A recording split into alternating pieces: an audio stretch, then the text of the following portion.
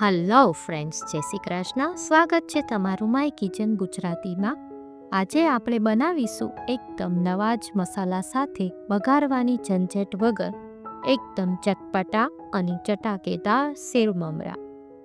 ઘણીવાર સેવ મમરા બનાવ્યા પછી 2 થી 3 દિવસમાં એનો ટેસ્ટ ડિફરન્ટ થઈ જાય છે.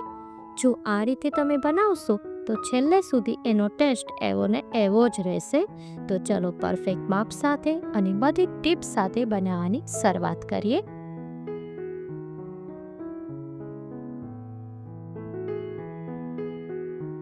અહીંયા આપણે 400 ગ્રામ મમરામાંથી સેવ મમરા બનાવીશું.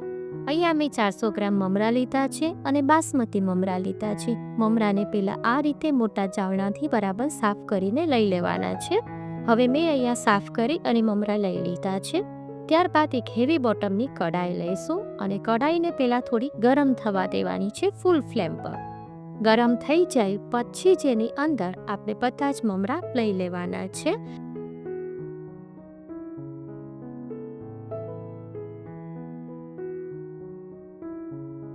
મમરાને તમે યુઝ કરતા પહેલાં થોડીવાર તડકે રાખી દેવા, જેથી ગેસ કલે ટાઈમ બંને બચી જાય.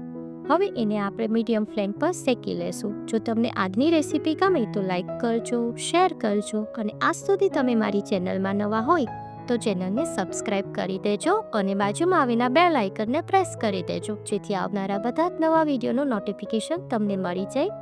જો મીડિયમ ફ્લેમ પર આપણે એને ડ્રાય રોસ્ટ કરી લીધા છે.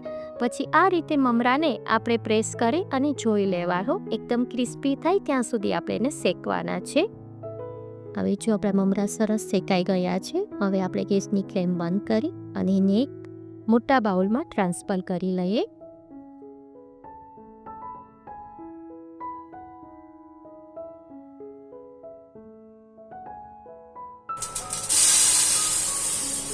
જો આ રીતે એકદમ અવાજ આવે એટલા આપણે ક્રિસ્પી કરી લેવાના છે.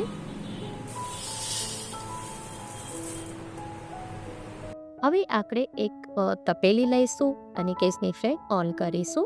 ત્યારબાદ એક વાટકી તેલ લઈશું. અહીંયા અમે સિંગ તેલનો યુઝ કર્યો છે. તમે જે પણ કુકિંગ ઓઇલ યુઝ કરતા હોય તે તમારે લઈ લેવાનું છે. હવે આ તેલને આપણે લો ફ્લેમ પર ગરમ કરવાનું છે. આને આપણે ધુમાડા નીકળે ત્યાં સુધી ગરમ કરવાની છે.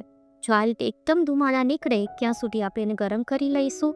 અને હવે આપણે તપેલીને નીચે લઈ લઈએ, ગેસની ફ્લેમ બંધ કરી. જો તમે જોયું આ રીતે ધુવાડા નીકળવા જોઈએ એટલું ગરમ કરવાનું છે. ત્યારબાદ એની અંદર આપણે 25 થી 30 મીઠા લીમડાના પાન ઉમેરીશું અને અડધી વાટકી સિંગદાણા ઉમેરીશું. આ તેલ ગરમ છે એટલે આપણે અલગથી કંઈ વઘારવાની જરૂર નહીં પડે. આ રીતે સિંગદાણા એડ કરી દેવાના છે. ત્યારબાદ 1 ચમચી હળદર પાવડર ઉમેરીશું અને 1 ચમચી હિંગ ઉમેરીશું. આ બધું જ ઉમેરી અને આપણે સરસ ચમચીથી મિક્સ કરી દેવાનું છે. તો આ રીતે મિક્સ કરતા જવાનું અને બધું ઉમેરતા જવાનું. જોયું તમે તેલ કેટલું ગરમ છે, એટલું તેલ ગરમ હોવું જોઈએ. ત્યારબાદ 1 ચમચી સંચળ પાવડર ઉમેરીશું અને એને પણ આપણે બરાબર મિક્સ કરી દઈશું. અને 2 ચમચી કાશ્મીરી લાલ મરચું ઉમેરીશું. મરચું ઉમેરીને તરત જ તમારે આ રીતે મિક્સ કરી દેવાનું, નહીં તો એનો કલર કાળો થઈ જાય છે. ત્યારબાદ 1 ચમચી મીઠું ઉમેરીશું અને બધું જ બરાબર મિક્સ કરતું જવાનું છે.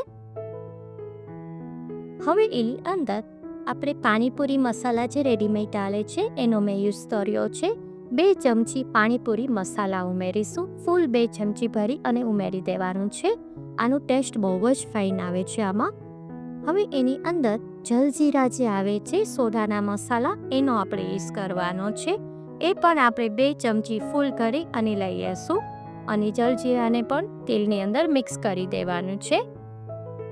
આ રીતે પછી ચમચીથી સરસ આપણે હલાવી લેવાનું છે, એટલે તે મિક્સ કરી દેવાનું છે. હવે એને 1 મિનિટ માટે આપણે ઢાંકી દઈએ એટલે સરસ બધી મસાલાની સુગંધ એમાં આવી જાય. હવે જે આપણે મમરા ડ્રાય રોસ્ટ કરેલા છે એની ઉપર આ બધું જ મસાલાવાળું તેલ છે એને રેડું દેવાનું છે. આ ટાઈમે તમે ચમચાથી બધું કરજો, કારણ કે આમાં તેલ બહુ જ ગરમ હોય છે અને સિંગદાણા જલ્દી હીટ પકડી લે છે. એટલે તેલ આપણે ચમચાથી આ રીતે બધું સરસ મિક્સ કરી દેવાનું છે. આ પહેલાં પણ મેં સેવ મમરાની લસણિયા મમરાની રેસીપી ઘણી શેર કરેલી છે, તે તમે મારી ચેનલમાં જઈને જોઈ શકો છો. હવે જો આપણે સરસ એની ચમચાથી આ રીતે પેલા મિક્સ કરી દઈશું. પછી હાથેથી ટચ કરી શકાય એવું થાય પછી એને આપણે હાથેથી આ રીતે મિક્સ કરવાનું છે. એટલે એને આપણે આ રીતે રબ કરતા જવાનું અને મિક્સ કરતા જવાનું. બધા જ મમરામાં બધો જ મસાલો સરસ કોટ થઈ જવો જોઈએ એ રીતે આપણે મિક્સ કરવાનું છે. આ રીતે 2 હથેળીની મદદથી આપણે લઈ અને કરી લેવાનું છે, ઘસી લેવાના છે. તો એટલે સરસ હવે હાથે કરવાનું છે, એટલે સરસ બધા મમરામાં મસાલો ચડી જશે. જો હું તમને થોડું નજીકથી દેખાડું કે આ રીતે એકદમ બધું જ મમરામાં આવી જવું જોઈએ એ રીતે આપણે કોટ કરવાનું છે. અત્યારે વેકેશન હોવાથી બાળકો માટે તમે આ રીતે ડબ્બો ભરીને રાખી દો તો બહારના પેકેટ્સ અને ફ્રાઈઝની ડિમાન્ડ નહીં રહે, એટલા ટેસ્ટમાં મસ્ત બને છે.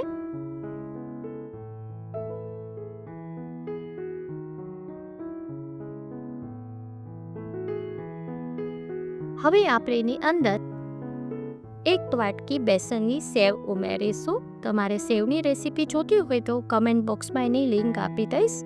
અને 1 વાટકી આલુ સેવ ઉમેરીશું. આ બંને સેવનો ટેસ્ટ આમાં બહુ જ ફાઇન આવે છે.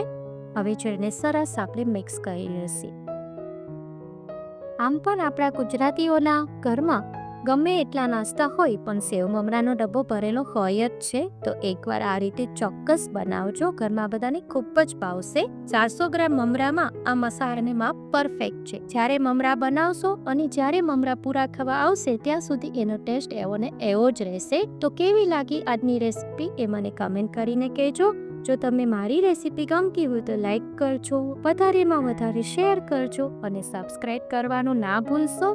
ફરી મળીશું એક નવી જ રેસીપી સાથે. Till then bye by.